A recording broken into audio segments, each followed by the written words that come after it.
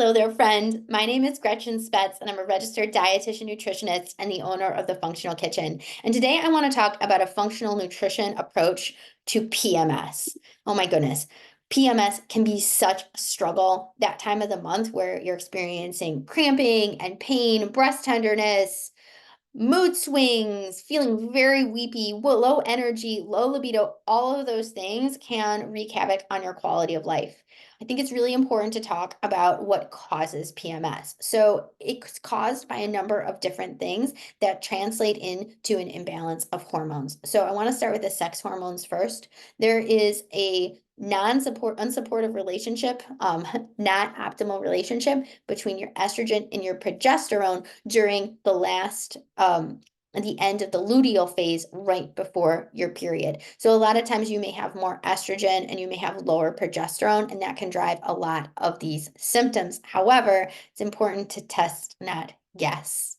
What else can drive this? Inflammation. And the number one thing that drives inflammation for Americans are diets that are rich in sugars, refined carbohydrates, not being hydrated, so drinking enough caffeine, taking in foods, eating foods when you may have food sensitivity to those particular foods. So that can drive this hormone imbalance. A lot of times when we see this inflammatory response due to our blood sugar being out of whack, we'll also see the conversion of testosterone to estrogen. So we end up with a lot more estrogen than we should. There's certainly other things that can cause PMS or can cause these hormone imbalances. So stress, hormone disrupting chemicals. Digestive health plays a big role here. So if you are constipated, this actually keeps your body from releasing excess estrogen. So the estrogen tends to be recycled in this case and sent back into your body when it should be eliminated. Lack of exercise can also cause your hormones to fall out of some degree of balance. So, moving can be one of the things that can keep these PMS symptoms at bay and help you sleep better. Beyond moving, and I'd like to dig in a little more to food, what exactly can you do? So one of the things that I love to recommend for cramp relief is actually magnesium glycinate. So magnesium glycinate, taking this before bedtime can be really, really helpful for lessening cramps. Another supplement that I like to recommend that's very anti-inflammatory is fish oil. So making sure you're getting about 2,000 milligrams of fish oil, absolutely essential. We also want to be very mindful of supporting proper elimination. So making sure you are having a complete bowel movement 1 to 3 times throughout the course of each day. Really important. I want to say a note on this. In our luteal phase, which is especially during the week before your period, you may find that you get a little bit more constipated. And this does happen with the rise in progesterone that is happening during this phase of the cycle. So what can you do? You can really double down on making sure that you are getting enough fluid. So you're drinking half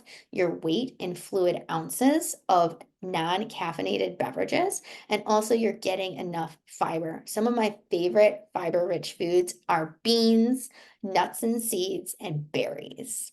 I also really like recommending and eating avocados.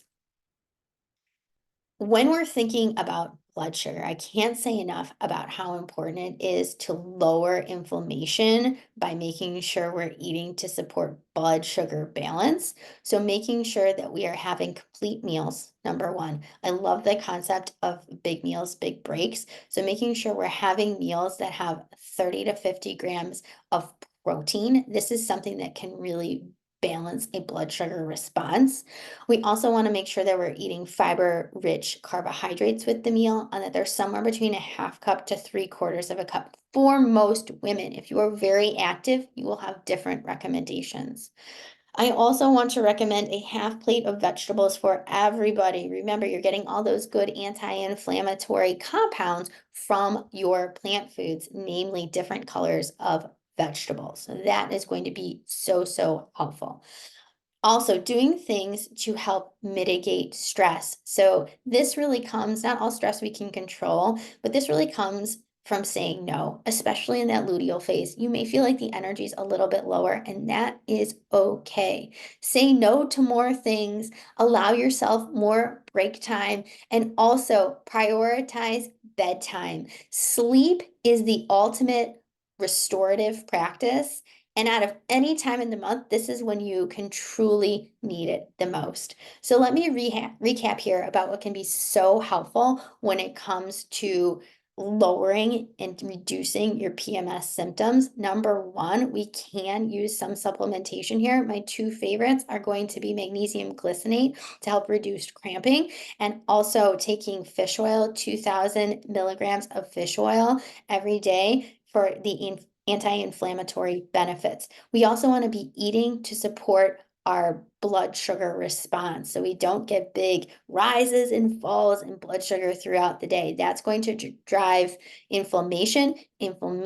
Chronic inflammation in the body is going to cause your sex hormones to change testosterone into estrogen. So you likely will have more estrogen circulating in your body. We also want to be eating enough fiber and drinking enough fluid because you want to make sure you're not constipated. If you're constipated, what tends to happen when estrogen is concerned is estrogen tends to be recycled when it's supposed to be eliminated. So we really want to make sure we're getting half of our body weight in fluid ounces of non-caffeinated beverages throughout the course of the day, and getting at least 30 grams of fiber throughout the course of the day. Always keep in mind my rule when it comes to food. I call this my 30-30 guideline, at least 30 grams of protein at each meal and 30-ish grams of fiber during the course of your day. I hope this information was so helpful for you. And don't forget, get a full night's rest when you're experiencing PMS.